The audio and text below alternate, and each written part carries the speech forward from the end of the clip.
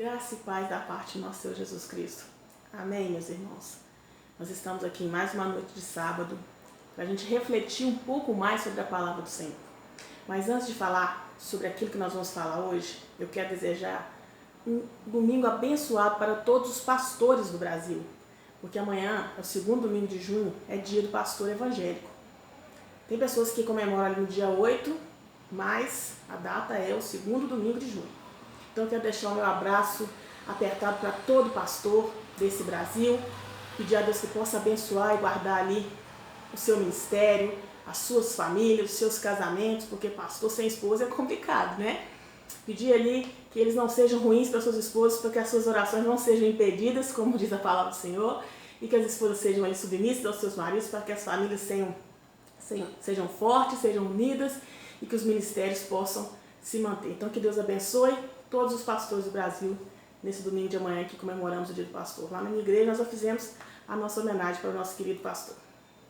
Hoje eu quero refletir um pouco com vocês sobre uma coisa que eu já me perguntei muitas vezes. Por que não acontecem mais sinais e maravilhas no nosso tempo, como acontecia nos tempos que Jesus andou por aqui e depois no início da igreja primitiva?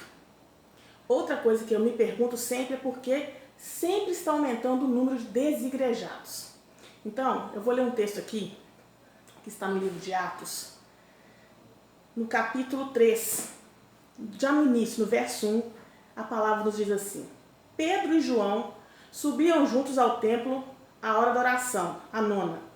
E era trazido um varão que desde o ventre da sua mãe era coxo, o qual todos os dias punham à porta do templo, chamada Formosa, para pedir esmola aos que entravam. Ele, vendo a Pedro e a João, que iam entrando no templo, pediu que lhe dessem uma esmola. E João e Pedro, fitando os olhos nele, disse: Olhai para nós. E olhou para eles, esperando receber alguma coisa. E disse Pedro: Não tenho prata nem ouro, mas o que tenho eu te dou. Em nome de Jesus Cristo Nazareno, levanta-te e anda.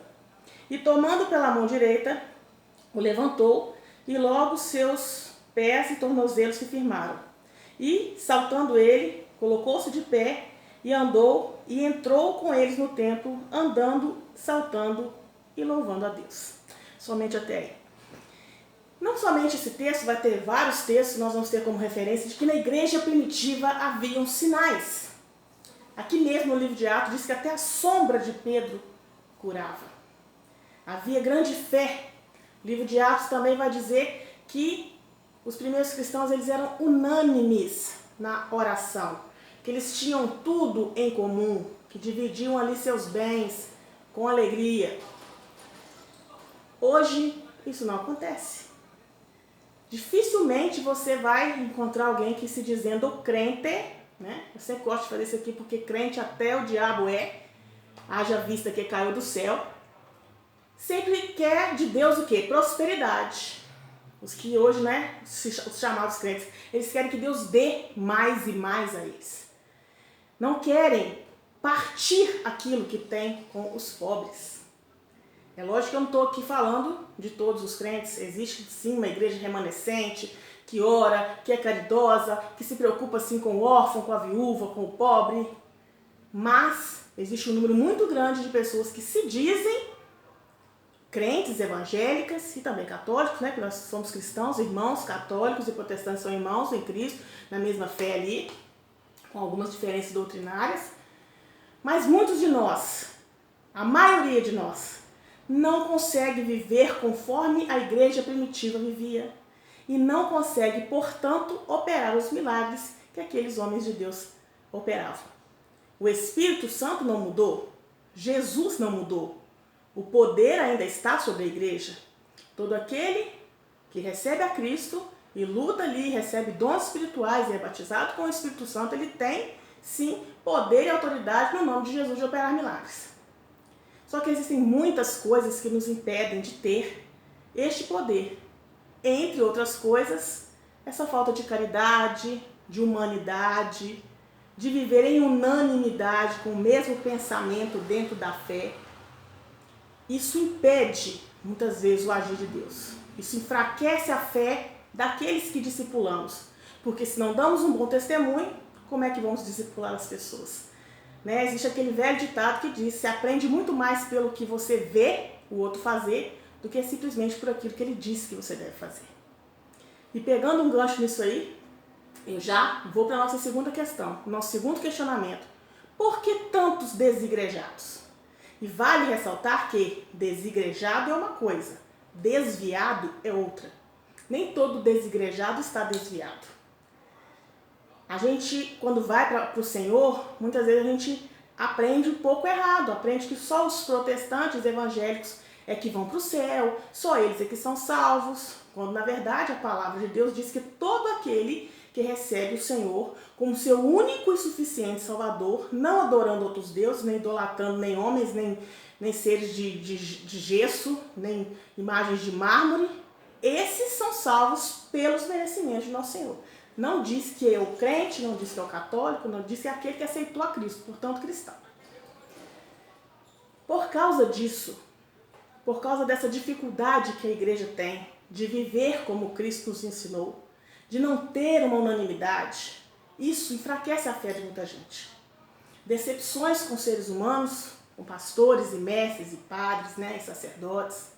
Decepção com os irmãos, porque eu sempre gosto de dizer que eu nunca tive tanto problema na minha vida como tive dentro da igreja com irmãos.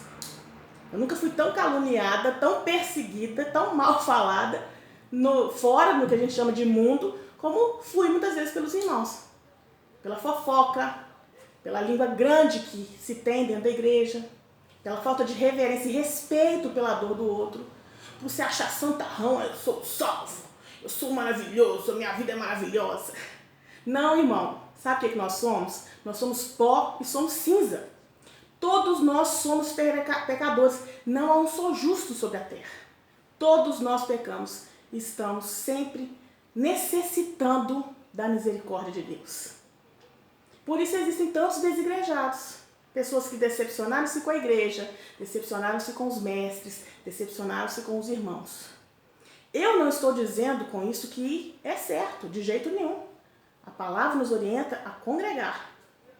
Mas se nós ainda continuamos dentro da igreja, o nosso dever não é apedrejar o irmão que está desigrejado, não é chamá-lo de desviado, porque isso não é desvio. É amar esse irmão, é ir atrás dele, buscá-lo, orar por ele, mas principalmente dar um bom testemunho. Às vezes eu me preocupo, às vezes não, me preocupo sempre com o papel da igreja contemporânea, a igreja moderna. Se nós temos tido a preocupação, o cuidado de ser realmente discípulos de Jesus. A igreja nos últimos tempos ela tem tido erros gravíssimos. Tanto que eu disse no último vídeo que eu nem acredito no arrebatamento antes da tribulação, justamente por causa disso. E eu começo a falar a partir de mim. Toda reflexão que eu faço a respeito da igreja, eu começo por mim, pelos meus pecados, pelas minhas falhas. Então aqui nós estamos juntos nisso aí. Então, o que eu quero deixar para você hoje é essa reflexão. Por que nós não conseguimos mais operar os milagres que a igreja primitiva operava em nome de Jesus? Se Jesus é o mesmo, se o Espírito Santo é o mesmo, nós precisamos refletir sobre a nossa prática cristã, sobre a forma que estamos discipulando e sobre o testemunho que nós estamos dando. E uma última coisa que eu quero deixar para você, porque eu penso nisso todo dia. Será que eu não sou culpada do desvio de algum irmão? Será que alguma coisa que eu fiz ou falei ou deixei de fazer não induziu um irmão meu a sair da igreja, a voltar para o mundo? E eu, ao invés de me arrepender e buscar esse irmão, eu, taco-lhe pau, bato no peito como uma boa fariseu, sou perfeita, Jesus, eu sou santa. Eu penso nisso. E se eu chego à conclusão que eu feri alguém, que eu magoei alguém, que eu dei um mau testemunho, sabe o que eu tenho que fazer? Ir atrás daquela pessoa e pedir perdão. E reconhecer a minha falta. Porque o crente, muitas vezes, ele pensa que se ele dobrar o joelho dele, confessar para Deus, se Deus perdoar ele, amém, acabou. Acabou, Deus perdoa sim, lógico. Mas volta lá atrás, pede perdão para aquele irmão que você magoou. Se você ficou devendo alguém e não pagou, porque nós sabemos que o crente tem fama de mal pagador. Né? Não só o mas tem muitos. Volta lá atrás. paga parcelado que seja. Se você fez fofoca, se usou sua língua para chicotear uma pessoa, destruir aquela pessoa, volta lá atrás, pede perdão, reconhece que você errou. Se você, como eu, muitas vezes não dei testemunho, sou pecadora, volta lá atrás, conserta o que fez e anda para frente. Porque não adianta querer andar com Cristo sem ser como Cristo era. Eu sei que é difícil, mas se nós começarmos todo dia, fazendo essa reflexão e reconhecer os nossos erros, de pouco a pouco a gente vai melhorando. Que Deus te abençoe, que você tenha um final de semana abençoado. Não esquece de dar um abraço no seu pastor e de agradecer a ele por tudo que ele é na sua vida. Deus te abençoe. Fica na paz.